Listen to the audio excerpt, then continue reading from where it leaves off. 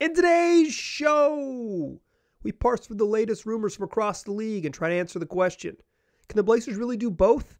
Can they make a selection with the number 3 pick in the draft and keep Damian Lillard? Welcome to Locked On Blazers. Let's get into it. You are Locked On Trailblazers, your daily Portland Trailblazers podcast. Part of the Locked On Podcast Network, your team every day.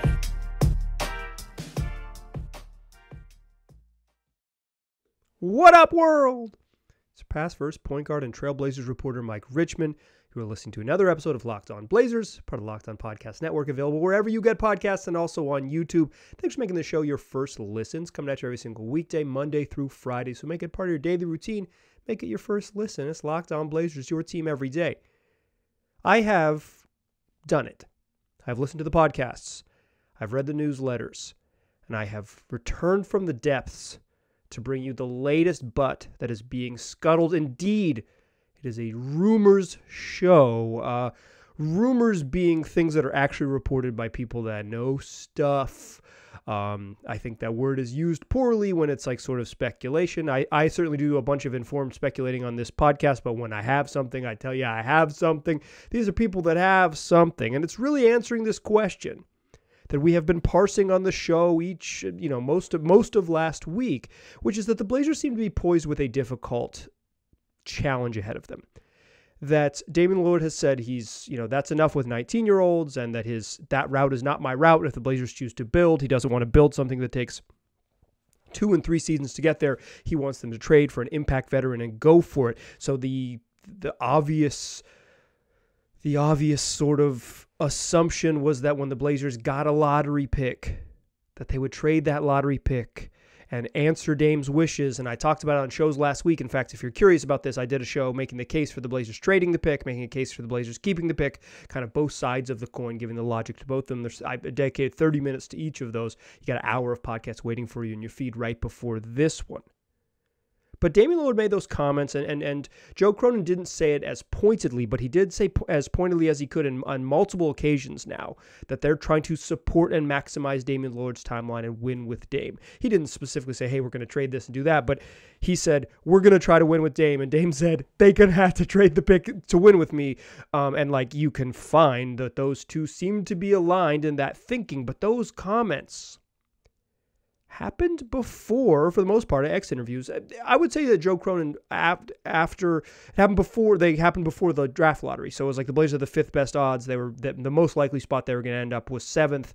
They actually didn't end up with 7th. They jumped up to 3. It's a game changer. I will say at the draft lottery, Joe Cronin did kind of double down and we're trying to maximize Dame's timeline. He talked about, whether we use the pick or someone else does, it'll be really valuable. He kind of hinted that the Blazers maybe were still leaning that way.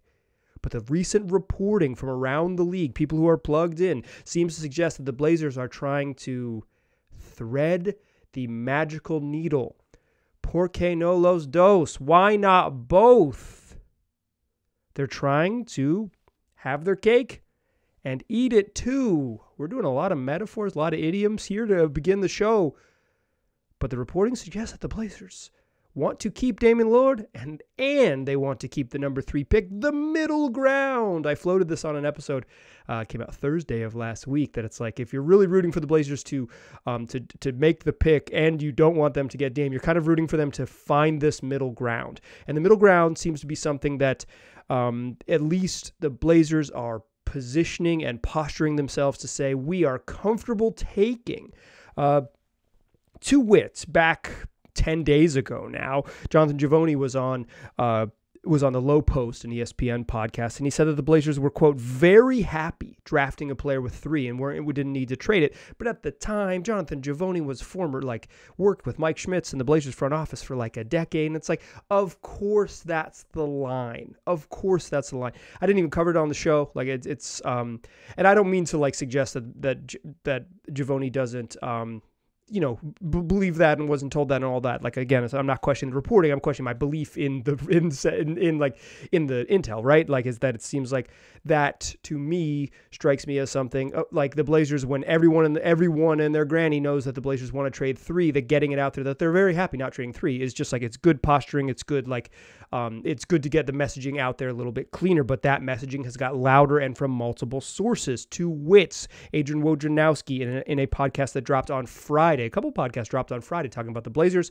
So did mine, talking about on Blazers. Over the weekend, though, I listened to these podcasts, read a couple Mark Stein Lies newsletters, and I got the latest rumors on Friday on the Woj pod, Adrian Wojnarowski's pod on ESPN. He had Jonathan Giovanni on there, and they talked for about an hour about all things draft stuff. And hidden at like the 12-minute mark, if you want to go back and listen wherever you get podcasts, or if you're listening to this, wherever you are listening to this, Woj talked about with Jonathan Giovanni. Jonathan Giovanni is the guy who founded Draft Express, Draft Guru, like has been doing this for closing in on 20 years. He was already, when I was back covering high school sports and then the Blazers early on, before he got hired at ESPN, he was hot stuff before ESPN, and now he's been working at ESPN for 5 or 6 years. This dude is as plugged in with the draft stuff as anyone in the world. He's on Woj's pod, and Woj, of course, powerful news broker in the league. But Woj says that it would take a pretty elite player to trade number 3 in this draft. A pretty elite player. And Jonathan Giovanni concurred, saying they would need to be blown away by an offer. Quote, blown away. Giovanni continued saying, I don't see a trade out there that's going to make sense for them. That seems to be pointing to the Blazers keeping 3, but in that same breath, Woj just said the Blazers plan to build around Dame and try to win, and Giovanni said they're trying to win right away. Mentioned re-signing Jeremy Grant. This is the both scenario. Cake and eating it. Draft at 3 to try to get that generational talent and try to win. But Woj and Giovanni, who, obviously Giovanni has connection in the front office that's like very obvious, but like that's how people know. It's like how people break news, is that people. But Brian Windhorst, who's in the world of big news breakers, Windy is one of the few that is sort of the least motivated, is the language I will use. And Windy said on a podcast on the Hoop Collective that also came out on Friday, available wherever you get podcasts, also on May 26th, said that the Blazers are making, now that they have number 3 in the draft, the pick is, quote, not as available as it would have been if they had fallen back in the lottery. It would have been not as available. And Windy said they might try to walk the line of keeping the pick and keeping Dame. And in that same podcast, Tim McMahon said, I wish them luck. I was going to do my Tim McMahon Super Texan voice. I love Tim McMahon. He's a funny guy. I think there is still some skepticism, but I will say this. The Blazers are posturing like, hey, if you want 3, make a real serious offer, because we are totally fine drafting at 3. And that's the same thing that Mark Stein reported back on May 20th, was that the Blazers were prepared to hold on to the number 3 overall pick. They were prepared. This Stein said that right after Giovanni on May 19th said the Blazers are very happy. Stein on May 20th said that the Blazers are prepared to hold on to it. But the way Stein phrased it was that is the message that the Blazers are trying to get out there. That's why I like Mark Stein. Calls it like he sees it. I think you can read this one of 2 ways. One, you can read it as, I think in the sort of most skeptical way, is that the Blazers are still like kind of maybe have marching orders to trade the pick, or else, hence Tim McMahon says, I wish them luck. If 3's not on the table, Damian Lillard might be. That's a direct quote from Tim McMahon in that same exact Windy podcast, and it says the number 3's not as available. They don't really get into it, but McMahon shoots back and says that, and certainly people who are plugged in and know stuff around the league. You can read this as the Blazers just saying, hey, we if you're gonna make an offer for 3, we're gonna need to be wowed, which seems to be what everyone's saying. Or you can read this as driving up the price, or you can read this as straight up lying. There's a couple different reads. It's either like real truth, like, hey, we're totally comfortable picking at 3, and we will push forward with a really, really, really good rookie, and it's okay. Or it's, listen, Mikal Bridges, trading 3 for Mikal Bridges is a really good offer, Sean Marks over there in Brooklyn. It's a really good offer. How are you ever going to flip Mikal Bridges for a better pick than number 3 in the 2023 draft? So you can tell us you're not interested, but you better call us back and know that it doesn't get sweeter than this. And if you try to trade him down the line, it ain't going to get sweeter than this either. This is highly coveted. I would say that it's mostly my read on this, if you want my read as opposed to offering you 3 different ones, is that this is the Blazers posturing. They are probably okay with trading 3, but knowing that it takes some buy-in from Dame, and that's going to take other things, and we'll talk about that in a moment. But moreover, what they're saying is, deal's not out there right now for us because everyone kind of thought we were going to do this. Well, guess what? If the deal's not out there, we don't feel any pressure because we're not just going to cave. We're going to get a good deal. And I'm, 3 weeks out before the draft. No easy negotiations. And now the public push, this is multiple sources, people within ESPN, but like Giovanni, Woj, Brian Windhorst, Mark Stein, like everyone is hearing the same thing, that the Blazers are totally comfortable keeping that number 3 overall pick. And that means that the sort of marching orders with Dame, hey, I thought we had to trade, and I thought he was done with 19-year-olds, then that throws a whole wrench in it. I want to talk about that later in the show, is like the unknown part of Damian Lillard's buy-in. But first, I want to mention a sort of trade facilitation piece with DeAndre Ayton. It's not going to Portland, but the Blazers could be involved. At least that's what Bill Orm of the Oregonian heard. We'll talk about that in the second segment. But first, I want to tell you about PrizePicks. It's daily fantasy made easy, and right now you could win $1 million playing PrizePicks. All you got to do is play every single day, because every day from now until the NBA Finals end in the second week of June, one PrizePicks user will win a chance at becoming a millionaire. One entry placed after 8 a.m. Eastern time in the morning will be randomly selected each day. Whoever placed that entry will be given a 6-pick flex with the following payouts. You get all 6 of your picks correct, you win $1 million. You get 5 out of 6 picks correct, $80,000. You get 4 out of 6 picks correct, $16,000. Full details can be found at prizepicks.com/1million. You must opt in at that link to be eligible for the $1 million entry. Once you opt in, all you got to do is play the game like normal, and you could be the lucky winner. So why not play the game like normal? Go to prizepicks.com or download the PrizePicks app and sign up and play daily fantasy sports. First-time users receive a 100% instant deposit match up to $100 when you sign up using the promo code LOCKEDON. If you deposit $100, PrizePicks is going to give you $100. You deposit $50, PrizePicks is going to give you $50. Don't forget, enter that promo code LOCKEDON at sign up for an instant deposit match up to $100. All right. Bill Orem of the Oregonian's columnist, went to the NBA draft combine. He came back and did a podcast, as any self-respecting reporter would do. He wrote like 3 columns from Chicago, and then he came back and hopped on the podcast. He was on Sports by Northwest, which is one of the Oregonian's overarching sports podcasts. And he was on there with Aaron Fentress, Blazers beat writer. And Bill said, and Orem said, that he had heard a bunch, that Ayton to Dallas was the sort of the rumor, the most likely destination. That is DeAndre Ayton, Suns center and former number 1 overall pick, who signs kind of against his will a max contract to return to Phoenix last year. He signed a contract with Indiana, and Phoenix matched it after there was all these rumors that he was going to get traded, and the Suns kind of held out on signing him. Yada, yada, yada. He was, his days are probably done in Phoenix. They have a really expensive roster. He's making over $30 million a year.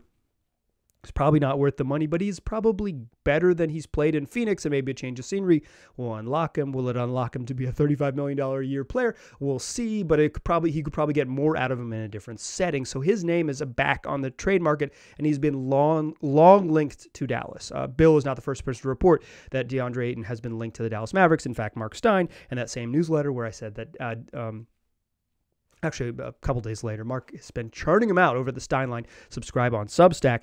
Is that Dallas is maybe not as hot on DeAndre Ayton as has been reported, but Bill said he heard that a bunch. That was the sort of what the executives were saying at the NBA Combine when the league descended on Chicago to do the draft lottery and see all the draft prospects work out of the Combine.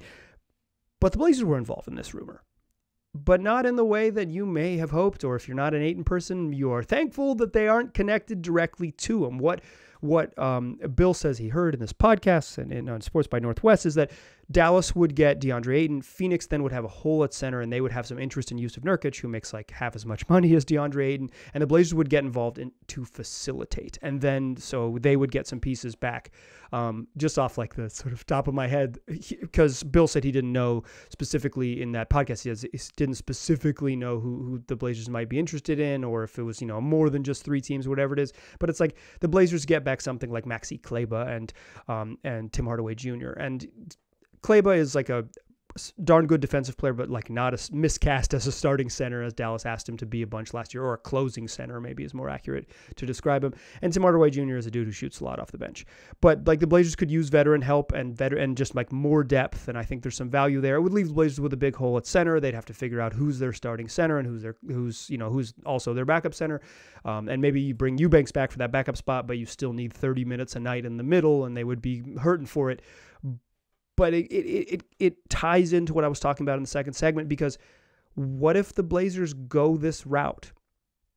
What if they say, okay, the 23rd pick in the draft gets us X and X and X.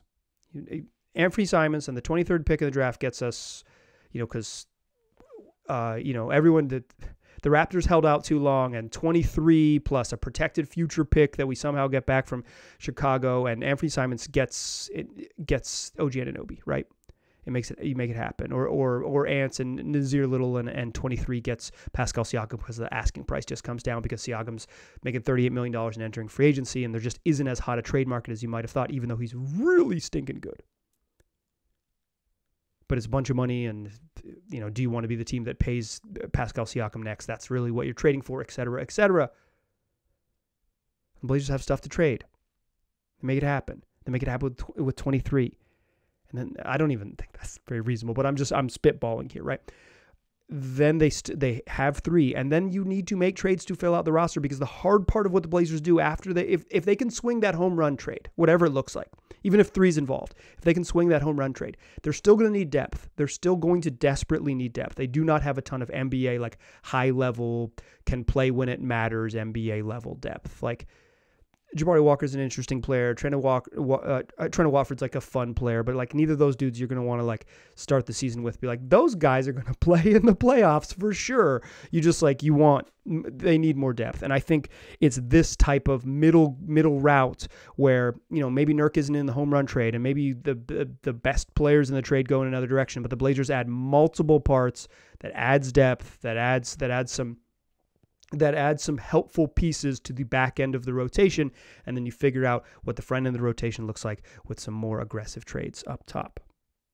That brings me to what I want to close the show with, and I alluded to it in the first segment as well, is like, what is unknown here are 2 big things. What is Anthony Simons' trade value? And what is Dame's appetite for the middle round, or the middle route? The third option, staying in the middle, doing both, making the pick and keeping Dame. What's Dame's appetite for it? I think these 2 unknowns will be the most interesting parts of the Blazers offseason. That's what we'll talk about to close the show. Join me in that third segment, won't you? Still a pass first point guard. I'm still Mike Richmond. You are still listening to Locked On Blazers. So we talked about the myriad places that are reporting that Damian Lillard, that the Blazers are comfortable keeping the number 3 overall pick, the 3rd pick of the draft. Drafting a rookie. You're going to get a really good player there. It's thought of as a really, really, the 3 best picks in this, or best prospects in this draft are thought of very, very highly by draft experts. Whether it's Scoot Henderson or whether it's Brandon Miller available at 3, these are thought of as very, very intriguing pieces. It's the reason why there's a bunch of rumors that Houston at 4 and Detroit at 5 want to move up into that top 3 because they are interested. Or if they can't move up, trade out and get other stuff, because there might be some movement because the really intriguing pieces seem to be in the top 3. I don't think that's like universal across the board, because a lot of people like Amen Thompson, but like that seems to be more common with the more draft stuff that I read. So the Blazers might just be comfortable. There's myriad reporting the Blazers just say, hey, we're comfortable taking 3. But that's the question. It leads us to that obvious question. What's Dame's comfort with this? I think this is unknowable. Dame he seems to go live on Instagram a bunch. So maybe ask him when he's live on Instagram. Just broadcasting live from a local boxing gym. But it is Dame's actual comfort. When he said that stuff at exit interviews, and he did an interview again on ESPN2, it's just basically like, I want them to make a big impact trade, and I want them to go for it, and I want them to be aggressive, and I don't want to play with youngsters. That's not what I want to do. It's very clear. That was before they got the third pick. There's certainly, like, him and Joe Cronin talk every day. Certainly, I don't know like what time they talk, but all the time. Like, Dame is very, very, very, very much involved with the decision-making process. Very, very, very much involved. It's not like he's, nothing they're going to do is going to surprise him. That's how I'll put it. Nothing they do is going to surprise him. He is deeply involved and has been, not just with Joe Cronin, but even before that has been. But certainly under the Cronin regime, Dame has a voice in the decision making, and has a they're trying to do right by him and win with him on the roster. That's absolutely their goal. But I think what's unknowable is that this might have changed, right? His opinion might have changed, but he's not going to have to do a formal interview where he's like, you know what, 3 is different from 7. Even that might be weird for him, because I bet he still feels the same way. Let's go for it. Trade for Mikal Bridges. He's still thinking it. But one of the true questions that the Blazers probably won't let us know until draft night happens and they make the pick or trade the pick, and what other teams are desperately trying to find out is, okay, how real is this? It's the unknowable variable. Because if Dame is comfortable with this, if he's softened a little bit and he knows that they can get, okay, you can't do this and this. Like, you can't, Pascal Siakam, the asking price is too high. The Raptors are really annoying, so we can't get OG Anunoby. We can't get Mikal Bridges, but we can get X and X third player, right? I don't even have that name off the top of my head, because it seems like if they want like an elite wing, those are the elite wings that are gettable. But it's like, I don't like this trade, but like DeMar DeRozan, right? If it's something like that, would Dame be comfortable enough to say, well, you know what? Matisse Thybulle's pretty good. Jeremy Grant's pretty good. This new center, amorphous new center that we have after we've been facilitators in this DeAndre Ayton to Dallas thing, like, okay, I'm comfortable with this and I'm ready because I know we can do these things in the future. Or has nothing changed? And Dame's like, I don't give a heck. Like, I don't care. I just, like, nothing has changed. If you take the pick, then, because it was pretty clear that it was like, if you draft someone who isn't Victor Wembanyama, then that's probably it for me. But if this posturing that I explained in the first segment, if this is real and not just the Blazers trying to, like, turn the lights on and see the cockroaches scatter to get actual draft picks, like, get this garbage out of here. Let's see who's, like, come in the light and play type of thing. Like, if they're trying to find what's real by saying we're totally comfortable and have that sort of public negotiation process. If they're just driving up the price, nothing's changed. But if they're really comfortable, something's changed or nothing's changed. And what they're really comfortable with is that they're going to take the pick because it's the most, like, healthy thing you could do for the organization. And it means that Dame's going to get traded. The unknowable part is Dame's appetite for that middle route. It seemed to be very clear that it was just a binary choice. Make the pick or trade the pick. And now there seems to be reporting, whether it's noise or real, that there is a middle route, and Dame's comfort level with the middle route is a unknown that not only we don't know, like I said, like other teams, rival teams are desperate to know this level because it will impact the negotiation process for sure. The other, I think, unknown variable here that has a huge impact is Anthony Simons' trade value around the league. And I believe here in Portland, like, for sure, I'm just judging off, listening to my fellow media members here locally talk about, tweet about, write about Damian Lillard, for the most part, Anthony Simons, not Damian Lillard, and for the most part, is like, he's seen as like a blue chip trade piece, like a really, really, really, really good player. And I think fans share that for the most part. Sometimes on YouTube, people tell me that I'm undervaluing Anthony Simons. Sometimes I don't really, maybe a handful of people in the email world, but certainly popular on YouTube, popular on a certain video platform, is that Anthony Simons is this like elite trade chip. And I think Ant's really good. I do. But I wonder if his player prototype, a score first, not particularly good defensive guard who's like under 6'5", is deeply valued across the league. I think it's not, but I would be curious if Anthony Simons is thought of, with other people say, hey, listen, we think he can be a point guard. That would change it. Like, I think we will know Anthony Simons' value if he gets traded this summer and what the package looks like, right? My feeling is that it is lower in general than people think it is in Portland, but it could be like I think I'd rather have Ant than Tyler Hero. I'd rather have Ant than Jordan Poole. But like, I think those two dudes, their sort of like level of impact in some ways is a reflection of how Ant is perceived. If you're following me there, it's like, that's the type of player he is. It's like a microwave, score off the bench type of, not really a defender, not really a playmaker, but has some playmaking skills, but like a scorer off the bench, an offense first, get buckets type of player. And Simons is like a really, really good offensive player. He's a really good scorer. He was the best he's ever been this year. He's 23. Like, he's got, he has some really intriguing upside, but I wonder if like that type of player, not really a one, but like a combo guard who scores, has what that value is around the league. Part of me thinks it is probably being undervalued or not undervalued. Part of me thinks that value has diminished a little bit just because of trends across the league. But if Ant has real value, if he is really a blue chip type of trade piece, it makes holding on to 3 easier, because then the negotiations are like, Ant is really good. He's good. And Ant plus the 23rd pick nets you something interesting. It seems like the reporting from other places makes me think that Simons is not perceived that way, but I think that is an unknowable. Anthony Simons' trade value as an unknown until it's known, right? It's like, we won't know what your market doesn't, like for trade stuff, like your market doesn't get set until like someone leaks a trade that didn't happen because of your value, or the trade actually happens. Like it all happens. It happens very quickly. It's like the market is set very quickly.